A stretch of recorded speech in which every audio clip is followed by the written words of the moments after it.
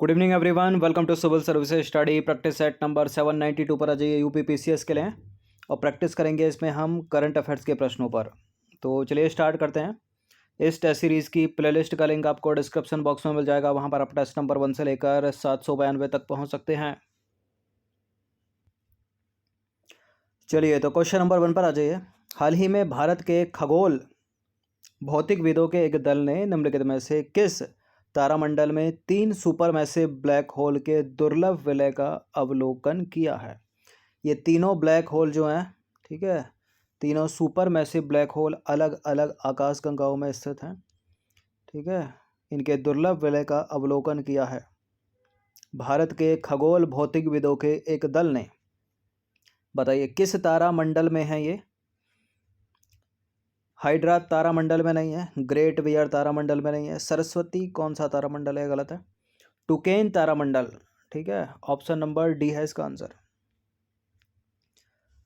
तो देखिए हाल ही में भारतीय खगोल वैज्ञानिक विदों की एक टीम ने 3 सुपरमैसिव कृष्ण विवरो यानी ब्लैक होल्स के परस्पर विलय होने की दुर्घटना का पता लगाया है।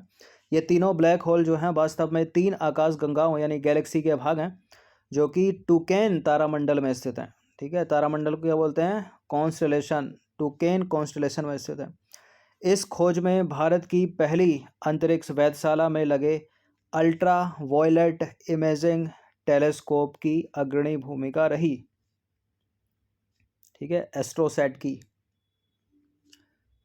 क्वेश्चन नंबर 2 पर आ जाइए। हाल ही में की गई घोषणा के अनुसार भारत में बनने वाले विश्व के सबसे लंबे राजमार्ग यानी दिल्ली मुंबई एक्सप्रेसवे की प्रस्तावित लंबाई क्या है, ठीक है। भारत में बनेगा विश्व का सबसे लंबा एक्सप्रेसवे। बताइए कितनी लंबाई है इसकी। इसकी लंबाई है 1380 किलोमीटर। एक्सप्रेस वे की बात हो रही है, नेशनल हाईवे की बात नहीं हो रही है। नेशनल हाईवे से, ठीक है, कहीं अधिक तेज होते हैं एक्सप्रेस वे।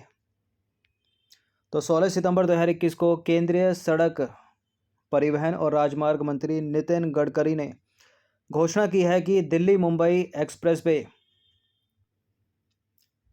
राजमार्ग का जो कार्य है वो मार्च 2023 तक पूरा हो जाएगा और यह एक्सप्रेसवे देश का सबसे लंबा एक्सप्रेसवे है। यह एक्सप्रेसवे 1380 किलोमीटर लंबा है और इसके निर्माण की जो लागत है वो है 98,000 करोड़ रुपए।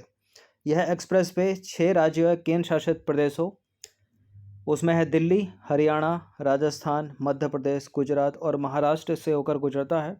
दिल्ली मुंबई एक्सप्रेसवे की आधारशिला रखी गई थी 2019 में, 9 मार्च 2019 को, और कब तक पूरा हो जाएगा ये, 2023 में। नंबर 3 पर आ जाइए। 23 सितंबर 2021 को केंद्रीय मंत्री जी किशन रेड्डी ने परशुराम कुंड के विकास की आधारशिला रखी। यह कुंड किस राज्य में स्थित है। परशुराम कुंड किस राज्य में स्थित है। उत्तर प्रदेश में नहीं है, उत्तराखंड में नहीं है, अरुणाचल प्रदेश में। तो 23 सितंबर 2021 को केंद्रीय पर्यटन संस्कृति और पूर्वोत्तर क्षेत्र विकास मंत्री जी किशन रेड्डी ने अरुणाचल प्रदेश में परशुराम कुंड के विकास की आधारशिला रखी। परशुराम कुंड अरुणाचल प्रदेश के लोहित जिले में स्थित है और इस परियोजना को पर्यटन मंत्रालय की प्रसाद योजना के तहत मंजूरी प्रदान की गई है।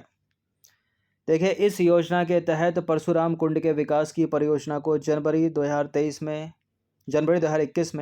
37,088 करोड़ रुपए की लागत से पर्यटन मंत्रालय द्वारा मंजूरी प्रदान की गई थी और यह योजना भारत सरकार द्वारा पूर्णतः वित्त पोषित एक केंद्रीय योजना है और यह योजना प्रधानमंत्री के नेतृत्व में पर्यटन मंत्रालय द्वारा वर्ष 2014-15 में शुरू की गई थी, ठीक है, याद रखिएगा। विकास की बात हो रही है, ठीक है, परशुराम कुंड के विकास की आधारशिला।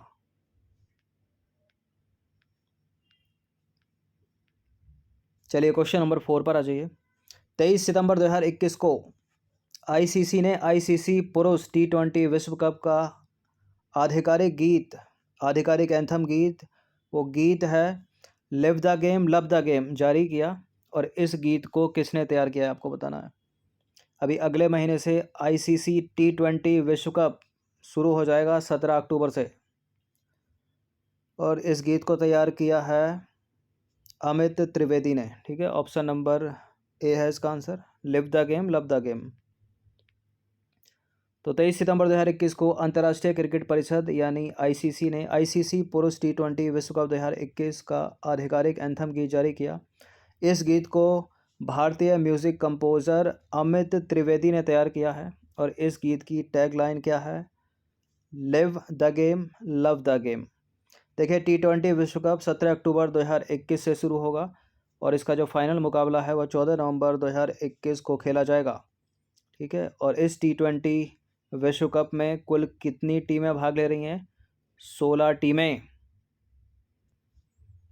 चलिए, तो क्वेश्चन नंबर 5 पर आ जाइए। 22 सितंबर 2021 को पशुपालन एवं डेयरी विभाग भारत सरकार और किसके बीच भारत के पशुधन क्षेत्र में सहयोग हेतु एक समझौता ज्ञापन हस्ताक्षरित हुआ है? बताइए। पशुपालन एवं डेयरी विभाग भारत सरकार और किसके बीच? स्वास्थ्य फाउंडेशन नहीं है, फॉरेस्ट रिसर्च इंस्टीट्यूट नहीं है, भारतीय पशुधन चिकित्सा अनुसंधान संस्थान नहीं है, bill and Melinda Gates foundation है। ठीक है, ऑप्शन नंबर बी। तो 22 सितंबर 2021 को पशुपालन एवं डेयरी विभाग भारत सरकार और bill and Melinda Gates foundation के मध्य भारत के पशुधन क्षेत्र में सहयोग हेतु एक समझौता ज्ञापन जो है हस्ताक्षरित हुआ है।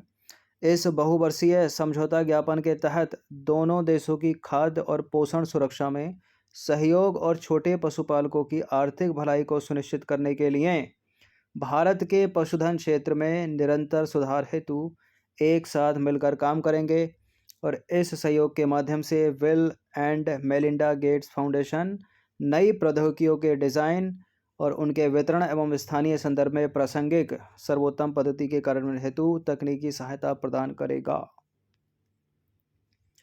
क्वेश्चन नंबर 6 पर आ जाइए। एक पुस्तक है जो लिखी गई है, बताइए निम्नलिखित में से किसके द्वारा, और पुस्तक का नाम क्या है? Translating myself and others. Translating myself and others किसने लिखी है? शशि थरूर को एलिमिनेट कर दीजिए, शोभा डे को हटा दीजिए, चेतन भगत ने नहीं लिखी, Jhumpa Lahiri, option number B. तो translating myself and others पुस्तक जो है पुलित्जर पुरस्कार विजेता झुम्पा लाहिड़ी ने लिखी है और यह पुस्तक जो है निबंधों का एक संग्रह है। क्वेश्चन नंबर 7 पर आ जाइए। 26 से 29 सितंबर 2021 के मध्य भारतीय सेना के द्वारा विजय सांस्कृतिक महोत्सव का आयोजन कहाँ किया जा रहा है? विजय सांस्कृतिक महोत्सव का आयोजन कहाँ किया जा रहा है? कलकत्ता में किया जा रहा है। तो 26 से 29 सितंबर 2021 के मध्य विजय सांस्कृतिक महोत्सव 2021 का आयोजन जो है पश्चिम बंगाल की राजधानी कलकत्ता में किया जा रहा है। इस कार्यक्रम का आयोजन भारतीय सेना की पूर्वी कमान द्वारा किया जा रहा है और इस आयोजन का उद्देश्य है भारत और बांग्लादेश के बीच सांस्कृतिक संबंधों का प्रदर्शन करना। प्रश्न क्रमांक संख्या 8 पर आ जाइए। निम्नलिखित कथनों पर विचार करेंगे, दो स्टेटमेंट के साथ बताइए कौन सा करेक्ट है। हाल ही में जारी 180 देशों के विश्व प्रेस स्वतंत्रता सूचकांक यानी वर्ल्ड प्रेस फ्रीडम इंडेक्स 2021 में भारत 142वें स्थान पर है और यह रिपोर्ट जो है वो रिपोर्टर्स विदाउट बॉर्डर द्वारा प्रत्येक वर्ष प्रकाशित की जाती है। प्रत्येक वर्ष प्रकाशित की जाती है या प्रत्येक 2 वर्षों में प्रकाशित की जाती है? प्रत्येक वर्ष ही प्रकाशित की जाती है, रिपोर्टर्स विदाउट बॉर्डर के द्वारा की जाती है। करेक्ट है दोनों के दोनों स्टेटमेंट। 142 वही स्थान है भारत का, सी है इसका आंसर। तो हाल ही में जारी 180 देशों के विश्व प्रेस स्वतंत्रता सूचकांक 2021 में भारत 142वें स्थान पर है और यह सूचकांक या रिपोर्ट जो है रिपोर्टर्स विदाउट बॉर्डर्स द्वारा प्रत्येक वर्ष प्रकाशित की जाती है। ठीक है, और यह इसका एक और नाम भी है, रिपोर्टर्स सेंस फ्रंटियर्स। देखिए, प्रत्येक वर्ष एक चीज़ और याद रखिएगा, प्रत्येक वर्ष विश्व भर में 3 मई को एक दिवस मनाया जाता है, उसका नाम है विश्व प्रेस स्वतंत्रता दिवस और यह दिवस संयुक्त राष्ट्र शैक्षिक वैज्ञानिक और सांस्कृतिक संगठन यानी यूनेस्को द्वारा आयोजित किया जाता है और इस वर्ष विश्व प्रेस स्वतंत्रता दिवस की एक थीम है और उस थीम का नाम क्या है? वो है information is a public good. Information is a public good. Question number 9 पर आ जाइए। वैश्विक लैंगिक अंतराल रिपोर्ट 2021 के बारे में निम्नलिखित कथनों पर विचार करेंगे। पहला स्टेटमेंट है, यह रिपोर्ट विश्व आर्थिक मंच के द्वारा प्रकाशित की जाती है यानी वर्ल्ड इकोनॉमिक फोरम के द्वारा। दूसरा स्टेटमेंट है इसे पहली बार वर्ष 2006 में प्रकाशित किया गया था। और तीसरा स्टेटमेंट है इस रिपोर्ट में यानी 2021 में भारत की स्थिति 28 पायदान सुधर गई है। वैश्विक लैंगिक अंतराल रिपोर्ट 2021 में भारत की स्थिति 28 पायदान खराब हो गई है, खराब सुधरी नहीं है। गलत है तीसरा वाला स्टेटमेंट, जहाँ जहाँ तीन है उसको एलिमिनेट कर दीजिए। बाकी पहला वाला करेक्ट है, विश्व आर्थिक मंच की है ये, और इस रिपोर्ट को पहली बार 2006 में प्रकाशित किया गया था। दूसरा भी सही है, तो इसका आंसर हो जाएगा ऑप्शन नंबर बी।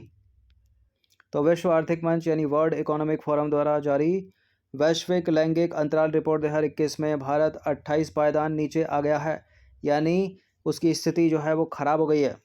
इसे पहली बार जो है वर्ष 2006 में प्रकाशित किया गया था।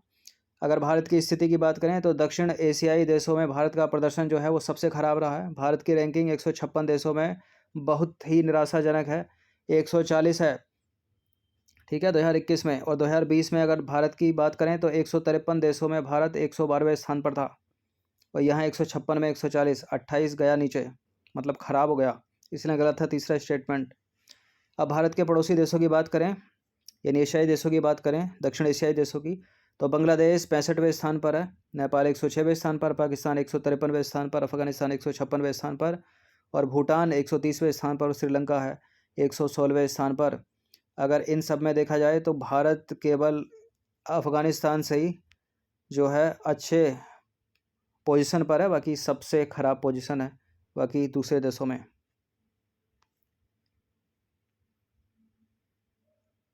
ठीक है। अब विश्व आर्थिक मंच के बारे में थोड़ा जान लेते हैं। विश्व आर्थिक मंच जो है सार्वजनिक निजी सहयोग हेतु एक अंतर्राष्ट्रीय संस्था है, और इसकी स्थापना हुई थी 1971 में गैर लाभकारी संगठन के रूप में, मतलब नॉन प्रॉफिटेबल है ये। इसका मुख्यालय है स्विट्जरलैंड के जेनेवा में, याद रखिएगा, और यह एक स्वतंत्र और निष्पक्ष संगठन है।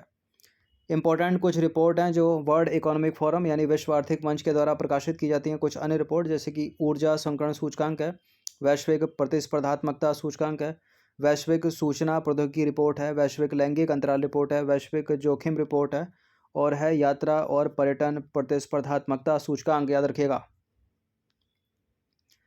चलिए क्वेश्चन नंबर 10 है, निम्नलिखित कथनों पर विचार करेंगे। गोल्डन लंगूर से रिलेटेड कुछ स्टेटमेंट है यहाँ पर। गोल्डन लंगूर भारत के असम राज्य और भूटान में पाया जाता है, और भारत के असम राज्य में गोल्डन लंगूर का क्षेत्र जो है 3 नदियों, दक्षिण में ब्रह्मपुत्र, पूरब में मानस, और पश्चिम में संकोश नदी से घिरा हुआ है।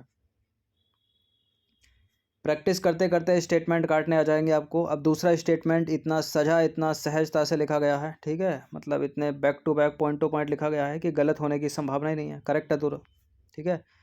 अब बात आती है पहला भी, यहाँ अरुणाचल प्रदेश की, असम की जगह अरुणाचल प्रदेश हो सकता है, ठीक है, भूटान की जगह नेपाल हो सकता है, लेकिन सही है पहला वाला भी। गोल्डन लंगूर भारत के असम और भूटान में ही पाया जाता है, सी है इसका आंसर।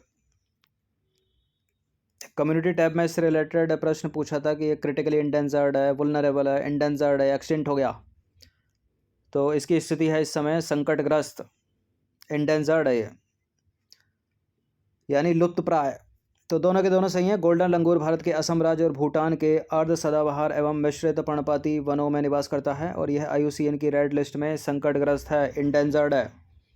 देखिए, गोल्डन लंगूर एक स्थान से दूसरे स्थान पर जाने के लिए पेड़ों के ऊपरी कैनोपी का उपयोग करते हैं, किंतु इनके रास्ते में 3 फेस इलेक्ट्रिक तार पड़ने के कारण इलेक्ट्रिक शॉक का खतरा इनके लिए बना रहता है। भारत के असम राज्य में गोल्डन लंगूर का जो क्षेत्र है वो 3 नदियों से घिरा हुआ है, दक्षिण में ब्रह्मपुत्र, पूरब में मानस, और पश्चिम में संकोश नदी, जबकि इनकी जो उत्तरी सीमा है वो भूटान में समुद्र तल से 2400 मीटर ऊंची पहाड़ियाँ क्यों है चर्चा में।